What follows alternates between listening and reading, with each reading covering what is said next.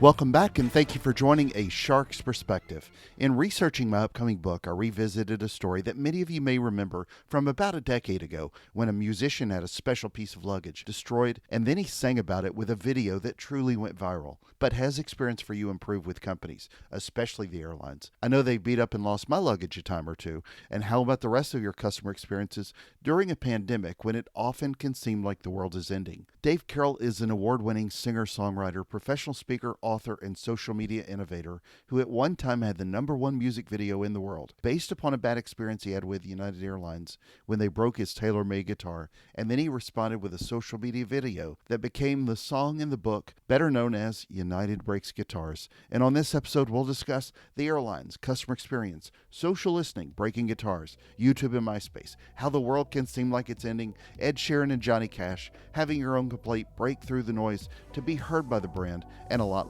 more. So let's tune in to a musician with a great story, with a shark and a great story all my own, on this episode of A Shark's Perspective.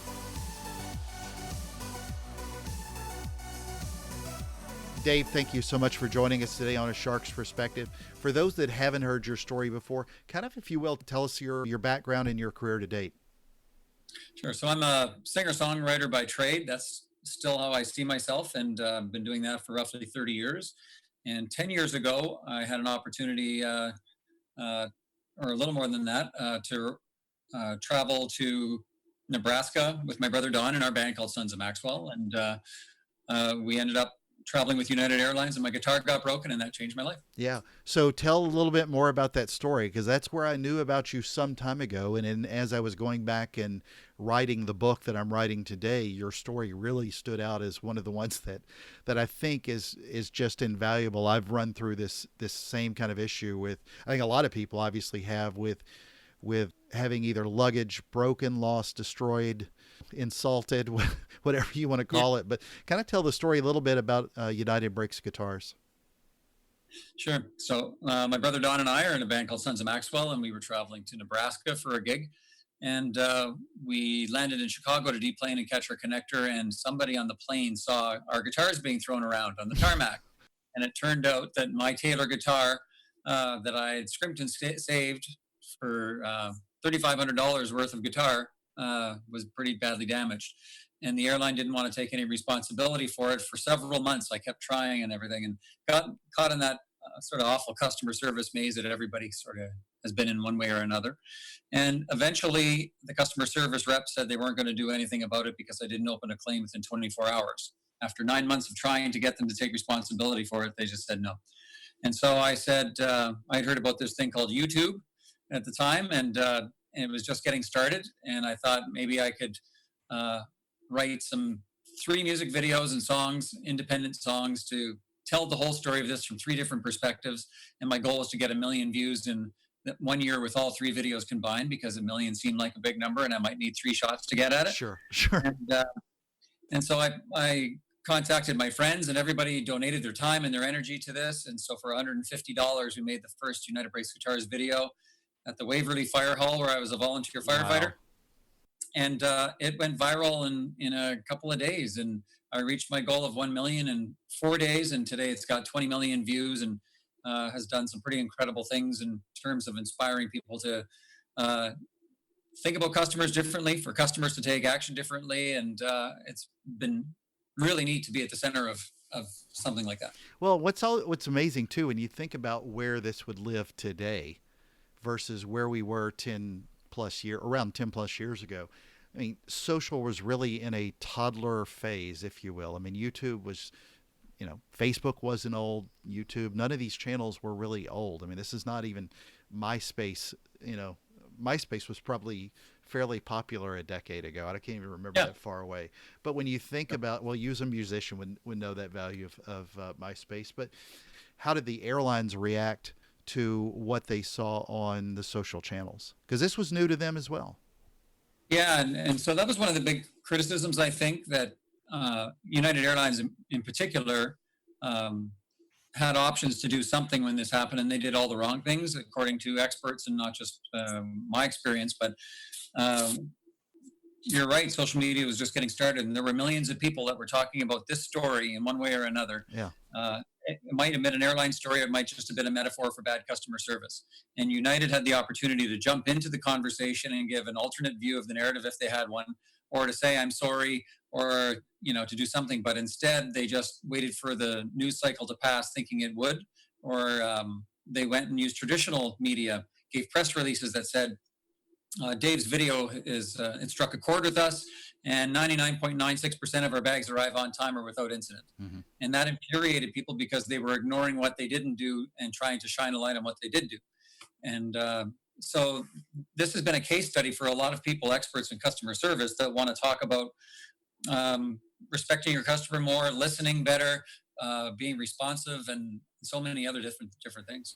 Yeah, so it's a brilliant story. It's happened to me with the piece of luggage that I lost through One Airlines. They lost it, then the next flight they broke it, they replaced it, they broke it again on another flight just a few months ago, and then I had to argue a fair amount with them about the value of it, and they couldn't even justify the value of my suitcase because I didn't have a receipt for it. Well, I didn't have a receipt for it because it was a bag that same airline had replaced through a third-party vendor. And it just amazes me that now people are starting to listen a little bit more, but they're still not where we need them to be, because if it hadn't been for instances like yours, and thank God nobody was actually harmed, like the poor dogs that were, that lost, the dog that lost its life that was in a Fame story some time ago, or anybody being dragged down the aisles. But it's still interesting how many of these stories were unreported for so long. And I'm kind of curious then one,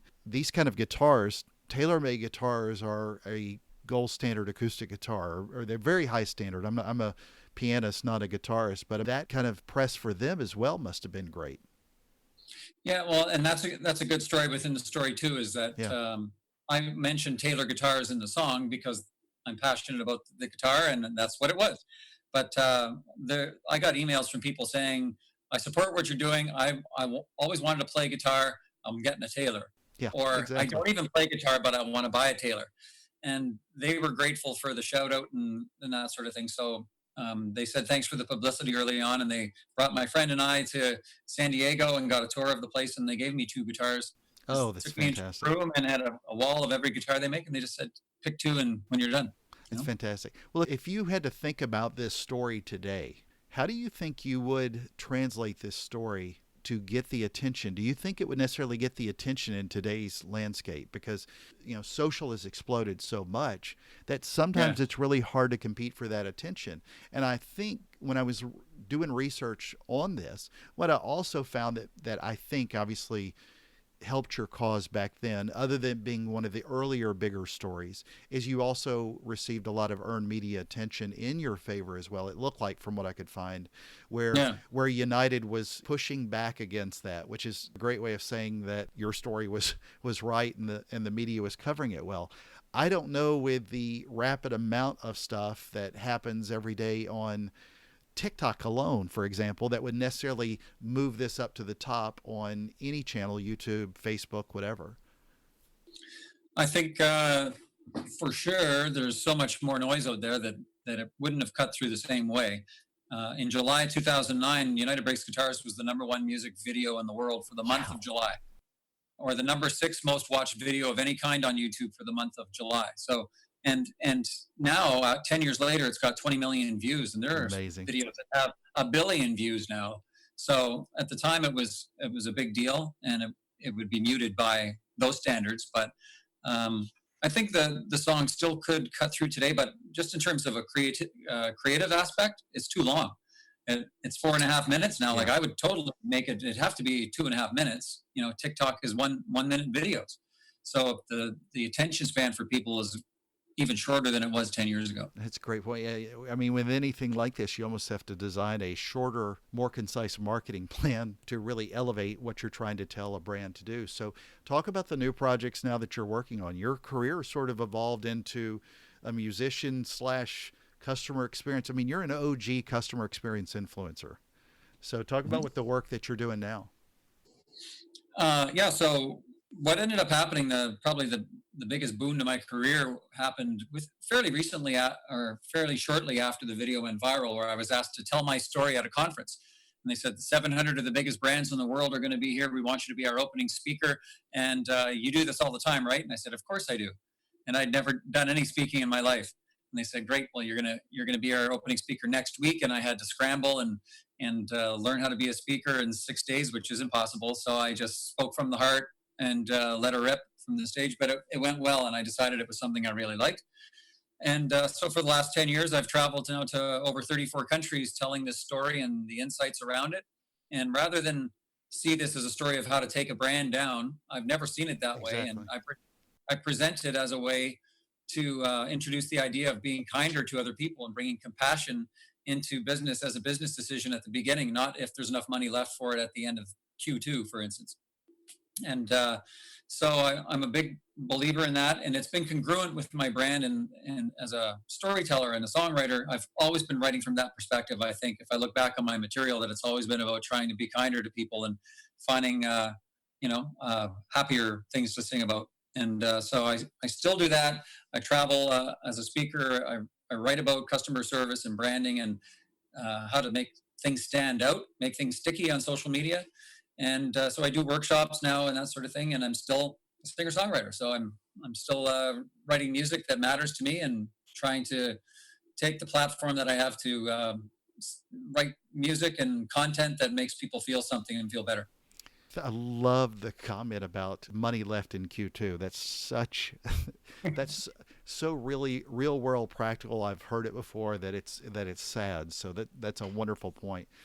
The song that you wrote, When the World Stops Ending, talk about that, because I think that's a really interesting for where we are in times today as well.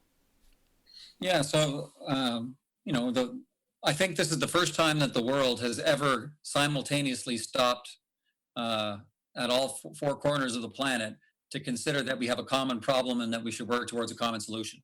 Even with climate change, there's division, and in some of the biggest wars we've ever had, there's been places in the world that haven't been really affected by it. But a pandemic in this particular age, we're so connected, and you can reach every part of the world within hours. The world has sort of stopped turning for the pandemic for months. And so out of that, I said to my friend, we should write a song called When the World Stops Ending. And it was pretty neat to actually have a pandemic rules style of writing and creating music where no one was ever in the same room together. And we just, we wrote over Zoom and recorded separately in our different places and mixed it at another place where neither of us went, and had a video edited in Ontario, where here I am in Nova Scotia. So we created a communal piece of music from a distance. And the nature of the song is saying, what are we going to be like when we emerge from this? How are we going to be going back to business as usual? And how are we going to understand ourselves any better than we maybe did before? So the beauty of it, the way that we wrote the song, was that we deliberately didn't focus on COVID-19. It's just another crisis, because everybody experiences challenges in life at different places and times. And we wanted to have the song speak to those people as well. And there's a lot of social unrest in the United States right now, and I think the song's applicable to that too. Agreed. Very much so. So one of the things I've been talking about with a lot of people as of recent is how we're going to come out of this from a customer experience perspective, and what we do with brands. So much of it was bad before with customer experience. It's what's driven me to write a book about it. However, I also understand that there are so many businesses that are just trying to stay in survival mode as we emerge from this. And one of the things that I'm worried to some degree is, how will this impact in the times coming? Are we going to allot more money towards growing a business, which is where I've spent a lot of my career, versus taking out money that would have been used towards customer service, customer experience, and all those more of those different touch points, how we spent more times actually talking to people versus just leveraging a cheaper technology to automate so much of that conversation. So I'm just curious where you think we may emerge out of this, and do you think this has taught us a lesson, or are we going to regress back to some bad habits? That's a good question, and I think the answer it's like in so many different areas. It depends on who's leading the company and what the culture is in the company. Because if you have, if your company's being led by somebody who thinks customer service is that thing you invest in if you have the money. If they're a marketing person, if they think marketing is everything, then customer service is usually suffering in those companies. And you have to see, I have a protocol I call compassionate design that says there's 5 stakeholders in every business, including your employees and your customers and your investors. And if you don't try and find a win for all of them simultaneously, you're hurting yourself. So I think you're seeing right now great companies that have had to cease what they do because of COVID-19, but they're still in business because they've taken the time to ask the question, what else can I be? And how can I help somebody else? And they go from making one thing to PPE or shields and that sort of thing. Mm-hmm. And they're needed and people are buying them, and they're literally saving lives, and they're keeping their employees in and creating a culture of, I care enough about you as my employee that I'm going to find a way to keep you employed so you don't have to go. And that will trickle down when it comes time for customer service. If you called that company, you would get a different feeling after speaking with them to the company that is quick to fire somebody or invest in marketing over customer service. It really depends on where you begin your mindset. Agreed. And, one of the things as a speaker, somebody that's traveling all over the planet, booking a lot of air travel, I obviously, like most people, had to cancel travel plans at all the airlines, and people did this with cruise ships and hotels. We saw it across the board. One of the things that I noticed that was a pleasant surprise to me was that the conversations I was having with people at airlines and hotels in particular, I'm not a cruise ship guy, but airlines and hotels in particular, was a much better customer service experience than I expected. I expected so much of it to push back to some degree. I expected them to be a little resistant to try to save some money. And it would have, in some ways, been understandable because they've been a giant pain in the behind for the last 10 years on any kind of cancellations. Would love to charge you a $200 fee for moving anything from one flight to 10 minutes later just to help yourself out. So I did find some really pleasant surprise in how those conversations were. What I'm also interested in, though, in sort of your thoughts, is do you think these changes that so many brands have made will be sustainable? Are the changes that we put in place today that we as customers wanted and needed and have screamed for, didn't like all the fees and the dumb things the dumb walls that they built around these processes, but now we're stuck with them? And we've sort of, been lulled into that being the new normal of bad CX. But now they've opened that up and we're starting to see better things happen. Do you think we're at a point where we'll consistently stay with those better practices going forward? I think the bigger companies they have a lot of money to analyze results more than many, so they'll keep an eye on what it's doing to the bottom line. And if regressing to what they used to do is costing them money, they'll go back. But that's a again, sad but very honest, great point. So, yeah. But what I noticed as a speaker, though, is one of my clients was Royal Caribbean Cruise Lines. Yeah. And I got to go on board one of their ships, speak to all of their captains for the whole line. It was a conference on one of their own ships, basically. And they had a program called Own It Royally. And the whole idea was to empower the 2,500 or 3,000 staff on their ships to look for and solve problems at the point of contact rather than make it somebody else's problem. Mm-hmm. And that's brilliant. And that's the leadership is saying, let's empower our people. They'll feel better. It's free because we're paying them anyway. They'll solve problems that won't turn into something else. And that type of thing is very sustainable. It's not costing the company anything extra. It's just a decision. I wanted to circle back on one thing, though, about the airlines. So when you look back on what happened with what you did with United Airlines, with United Brakes Guitars, do you think that maybe not necessarily even United, but the airlines industry in particular has come out of this in a better way? I mean, they helped you fix a specific problem at one time because you put a wonderful positive pressure to help make them better. But do you think that sustained itself as well over the last decade? Or is it something that you think maybe they've regressed back to in a bad way? Well, if you look at United specifically, they had the problem with Dr. Dow, the exactly doctor that got pulled off the plane. And that happened and was settled within days. And they apologized. They said everything they needed to say. It took 3 apologies from the CEO, but that shows you the complexity of the situation too. And to be fair, they're a unionized environment. There was a lot of distrust between the workers and management because the former CEO got paid, I think, $30 million for taking the company through these troubled times.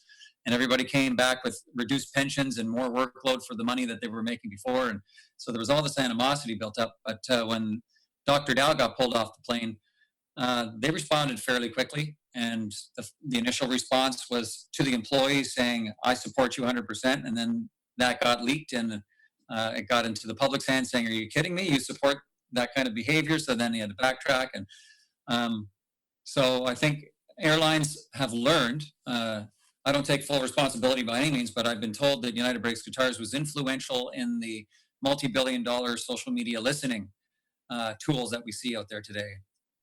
And so being able to know what your customers are saying and be in on the conversation so you can form an intelligent response, that's a big change that everyone seems to be doing now. And maybe my video contributed to that a little bit.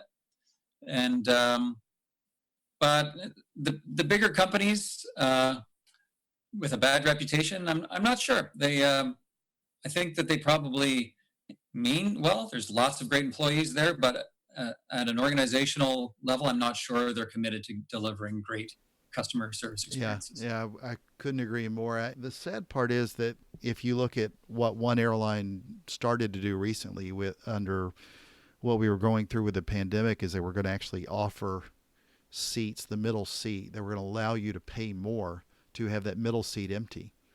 And that was supposed to enhance what they thought of as a safer customer experience for people. And I look back at that thinking, at the time I heard it, I thought it was just completely moronic. And then there was this pretty good social storm over that weekend, and then they pulled back and said they wouldn't be charging that $37 fee or whatever it was. So the good news is people are interacting more quickly, or brands are interacting more quickly, that they're listening more. The problem is, I think as well, is you hope that it's more sustainable for the good and not looking at just the risk analysis version of how much does it cost to do good customer experience versus bad. And then 2, is it sustainable? And 3, really, it's really you being able to come up with creating that kind of noise, if you will, that breaks through. So I think one of the things, though, to your credit, that you did that was really inspiring is this wasn't a social media rant. You came up with, as an artist, a pretty thoughtful and from the heart. I mean, it had some comical amount to it, and you drew some attention to drive influence, but it was also something that you thoughtfully did. And I'm curious if you think of that when you give guidance in any way to customer experience for people as well. How should I, if I have a bad experience, come up with this other than being thoughtful about it? I think it's sometimes, do I need to be thoughtful or do I need to be loud?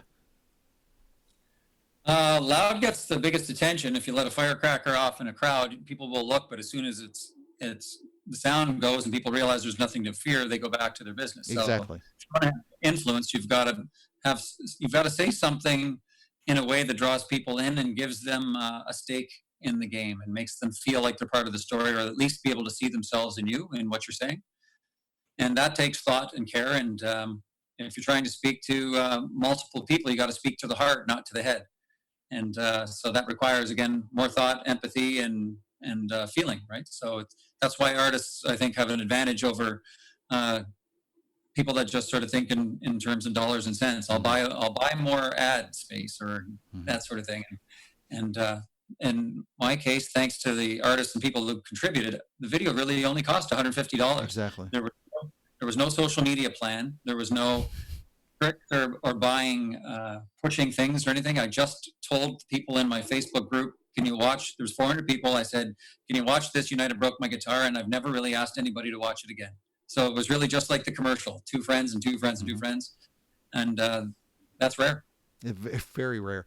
So we know how it helped you as a speaker. How did it help you as a musician, really build that platform for you as a musician as well? You got a lot of speaking gigs out of it, helping deliver customer experience speeches. Did it help you get a lot of singing gigs? If we just look at your singing ability and your experience as an artist, did it help you that much more as well? Yeah, good question. And the ironic thing, the biggest irony of it all is that I've considered myself a singer-songwriter my entire life. Exactly. And this it was the biggest thing that happened. It was a song becomes the number one music video in the world, but it was a boat anchor to my music career. Yeah. And when it was released, no musician was, or very few musicians were using YouTube as a vehicle for their music because there was no monetization of it, and everybody at the time was like, if I'm not making money, I'm not doing it. And here I came in with a kind of a quirky song that had massive reach, not a lot of monetization on the front end, but it created opportunities where people wanted to see me do things I hadn't learned how to do yet. So that all happened, and I've discovered that I like doing SaaS, which is not software as a service, but songwriting as a service. And I like working with organizations who are proud of what they do, and they're like, I want a musical, sort of a school song or something that can bring out the essence of who we are, and something that can make our employees and our other stakeholders proud of who we are. I love doing that, and it doesn't matter to mostly everybody in the world, but it matters a lot to a small number of people, and I find that to be an honor to get to do that. But in terms of commercial music, I've gotten a few gigs out of it, but really, you would think that it would have just exploded the career, but it had the actual opposite effect, as people thought maybe I was more like a Weird Al Yankovic, and and not that there's anything wrong with Weird Al, but that's what I am. Yeah. Right. Well, and it's obviously how your music, how your website's labeled, DaveCarrollMusic.com. So I think that's interesting. So when you think about When the World Stops Ending, that song, what do you think is going to happen when the world stops ending? Where do you think this will go? Well, I write the song. All the songs I write because I feel like they need to come out of somewhere, and wherever they come from. So I wrote the song with Jamie Robinson, my co-writer on this one, and we loved how it ended as a musical piece. And then we thought, well, let's make a music video for it. And under pandemic rules, we with some footage that we crowdsourced and from stock footage and existing stuff I took, we cobbled together what I think is a really good video. And people that have seen it in my little focus group, they said, oh, it makes me feel really good compared to the last 2 months we had. This is exactly what we need. And if enough people can see it, then it'll have an impact on a large number of people. But if not, I always write for myself first. And do I feel good about it? Does my little circle feel good? And expand outwards from there like ripples. So I have no idea what it's going to do, but it feels good to have done it. Perfect. Well, Dave, I ask this of everybody that's been on a Shark's Perspective, partly because I'm a ridiculous shark fanatic like you are about guitars. But what is your favorite kind of shark and why? Well, we started offline the conversation around hammerhead sharks, and I don't know why, but I've got a curiosity about them. They're just so weird looking, and I've seen shows where they seem to swim in packs, and they look beautiful when they're swimming like in big numbers. They are. Galapagos Islands will change your life to watch that migration. Yeah. Good choice. Yeah, I'd love to see that. Yeah. Well, Dave, it's that special time of the show. Are you ready for the 5 most interesting and important questions that you're going to be asked today? I'm a little nervous about it, but yeah, I'm all set. All right. Are you a movie guy? I am. All right. So we're going to talk a little bit about end of the world movies. Deep Impact or Armageddon? Is Bruce Willis Deep Impact? No, it's Armageddon. Okay. With Tyler's daughter. Right. I liked Armageddon, I think. Yeah. Had better music. Yeah. So, all right. Number 2. 2 acoustic guitar greats, and I have a heavy bias for one over the other. Ed Sheeran or Johnny Cash? Well, Ed Sheeran was a much better player, but Johnny Cash used the guitar for his brand. Just him holding it is a brand for Johnny Cash. So I'm going to go with Johnny Cash. I'm an old school guy. Thank you. All right. Number 3, Delta or American? We won't even put United in that conversation, but you've traveled since, I'm sure. Delta or American? American Airlines used my video as a training tool for customer service in their groups, but they didn't. When I asked them to pay a license fee for it, they said they would sue me if I bothered them anymore. So I'm not a fan of American. I'm going Delta the whole way. There you go. Number 4, Songland or The Voice? Do I have to pick one of those? One or the other. Yes. Sophie's choice for a musician. Yeah, I'll take The Voice. All right. Number 5, and the most important question that you're going to be asked today is biscuits or cornbread? Ooh, that is a conundrum. Cornbread. I'm gonna have to say cornbread. That's a good I love it. song. That's a good song to think about writing, biscuits or cornbread. So, well, Dave, where can people find out more about you? Again, I would encourage them to go back and buy the book, United Breaks Guitars, watch the video. I'll put a link of it in the show notes. But where do you want people to keep up with you and with your music, not just your customer experience expertise? Everything, I guess, Dave Carroll related, you can get a davecarrollmusic.com. You got to put the music in there, or you get a different Dave Carroll in Europe. A nice guy, but not this guy. Yeah. Great. Well, Dave, thank you so much. It's been a pleasure. Thank you for joining us today on A Shark's Perspective. Thanks, Shark.